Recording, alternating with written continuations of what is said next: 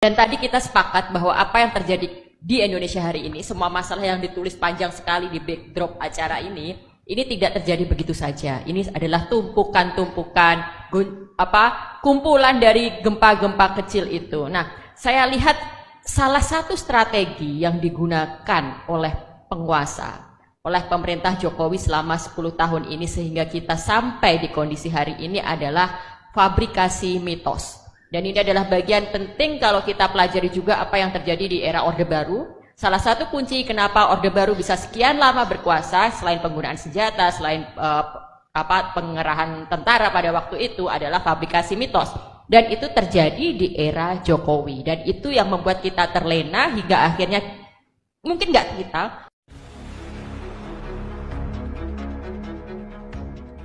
mungkin banyak di antara kita sebenarnya nggak terlena ya, dilihat dari demo-demo yang ada gitu. Tapi sebagian besar dari rakyat Indonesia terlena dan kita sampailah pada titik ini. Saya mencatat ada 5 mitos yang diproduksi, difabrikasi di pemerintahan Jokowi ini yang akhirnya membuat kita semua ternina-bubukkan. Pertama adalah mitos bahwa Jokowi orang baik. Mitos orang baik ini adalah mitos pertama yang sengaja difabrikasi, direproduksi sejak Jokowi baru mau mulai berkuasa. Bahwa dia kurang istilahnya lesser evil kan, bahwa dia kurang iblis lah atau lebih baik daripada calonnya sebelah. Lalu dengan segala narasi bahwa beliau adalah calon yang sederhana, pekerja keras, bisa masuk ke dalam gorong-gorong. Lalu kemudian citra bahwa anaknya adalah penjual martabak dan anaknya adalah penjual pisang goreng. Itu semua melengkapi imajinasi kolektif kita bahwa yang kita hadapi adalah orang baik. Dan ketika orang baik menjadi penguasa, orang baik itu nggak bisa melakukan kesalahan, apalagi melakukan strategi jahat.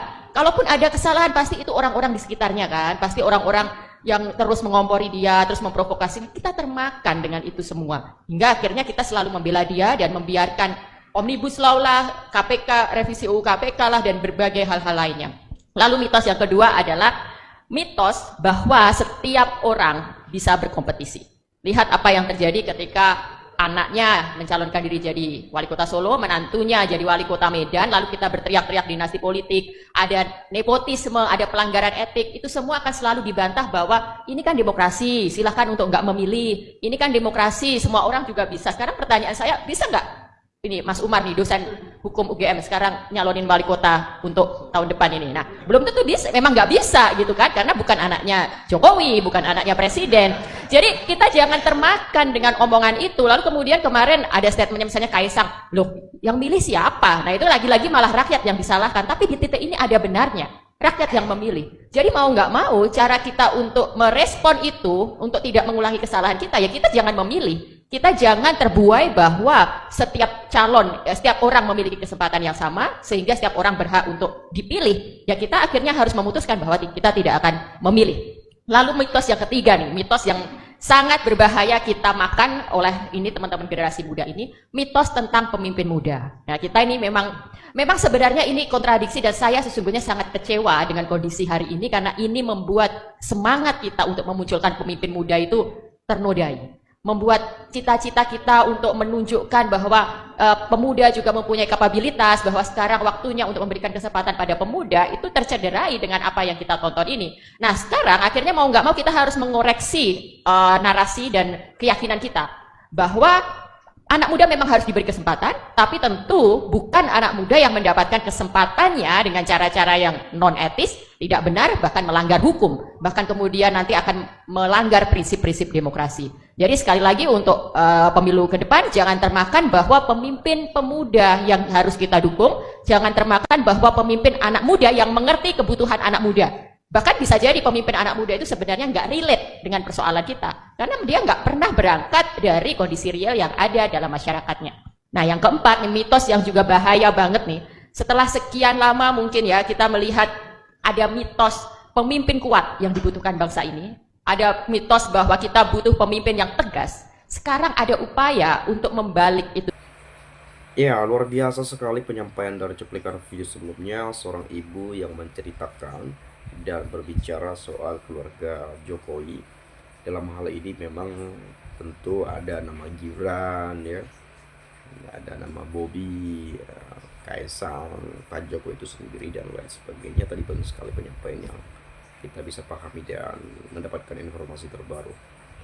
Dan soal anak-anak muda yang diberikan kesempatan dan lain sebagainya, itu menjadi satu alasan atau suatu bentuk menjadi counter ketika ada perdebatan mengenai Gibran. Paling ujung-ujungnya, apakah salah anak muda? Apakah salah anak muda? Nggak salah, tapi salahnya adalah mekanismenya, prosedurnya. Ya, mungkin seperti itu ya. Kemudian ya bagaimana memang banyak masyarakat menilai, ya meskipun secara sadar kan kita tahu dipilih langsung oleh rakyat ketika wali kota Solo misalnya, ketika wakil presiden juga berpasangan dengan Pak Prabowo ya dipilih langsung oleh rakyat ya. Tapi tidak bisa dipungkiri banyak penilaian masyarakat Indonesia yang mengatakan oh ini Gibran dipilih karena bansos, bapaknya bagi-bagi bansos, dipilih karena ada bansosnya dan lain sebagainya. Coba kalau nggak ada bansos nggak bakal tuh bisa terpilih dan lain-lain. Kan banyak sekali penyampaian seperti itu. Tapi di satu sisi ya memang banyak juga yang mungkin ya karena Pak Jokowi melihat bagaimana kedekatan dengan rakyatnya. Ya meskipun memang kita juga menilai bahwa ya Pak Jokowi ya mendekati rakyat-rakyat kecil dan itu hal yang luar biasa sebetulnya sebagai seorang presiden sederhana gitu ya pada saat itu. Tapi di satu sisi ya mungkin kaum-kaum intelektual atau kaum-kaum akademisi gitu ya atau siapapun itu memang banyak ya ini kan menjadi pro dan kontra juga. Ada yang sayang, ada yang cinta pada Pak Jokowi, bahkan sampai Pak Jokowi aja jadi presiden. So, makanya sempat kan ada narasi 3 periode pada saat itu. Ya mungkin ya dengan begitu Gibran maju, yang dipandang bukan Gibran tapi Pak Jokowinya yang dipandang. Alhasil berharap bahwa kelak nantinya Gibran ini bisa seperti Pak Jokowi dalam memimpin, memberikan bantuan kepada masyarakat dan lain sebagainya, kan seperti itu. Tapi ya bagi beberapa atau pada bagian besar masyarakat, apalagi yang aktif-aktif di media sosial atau apapun itu, ya mungkin ya mereka ini nggak bisa, ini politik politik kotor nih, politik ini itu dan lain-lain. Jadi banyak seperti itu ya. Tapi ini semua tidak terlepas daripada pro dan kontra.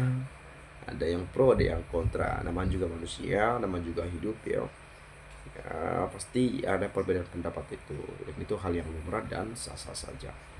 Nah, kalau teman-teman nanti punya pendapat lain, ya boleh silahkan sampaikan di komentar pada video ini ya.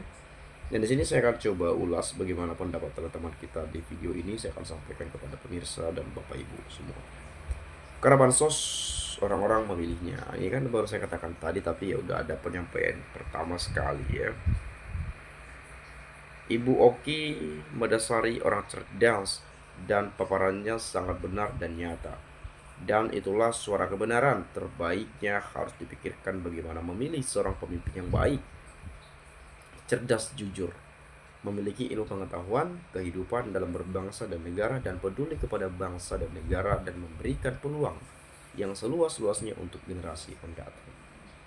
Nah, jadi itu tadi teman-teman, memang dipilih karena bansos ini, itu, dan lain-lain. Tapi memang seharusnya kita jangan memilih karena ada sesuatu yang diberikan. Tetapi kita bagaimana sebagai pemilih ya melihat track recordnya seperti apa, jejak digitalnya seperti apa, rekam jejaknya bagaimana, ketika diberikan kepercayaan pada saat memimpin, apa yang sudah dilakukan, apa yang sudah dikerjakan, bagaimana prestasinya, apa yang sudah pernah dibuat, apakah pernah terlibat hal-hal negatif misalnya atau tindakan kejahatan kriminal lainnya misalnya ya dalam memilih pemimpin. Baru itu yang menjadi tolak ukur kepada kita. Oh ini nggak pernah narkoba, oh ini nggak pernah kriminal, ini nggak pernah korupsi, ini nggak pernah begini. Oh dia sukses membangun kota A misalnya, ini luar biasa, toleransinya tinggi misalnya, ini luar biasa karena begini, ini luar biasa karena begitu.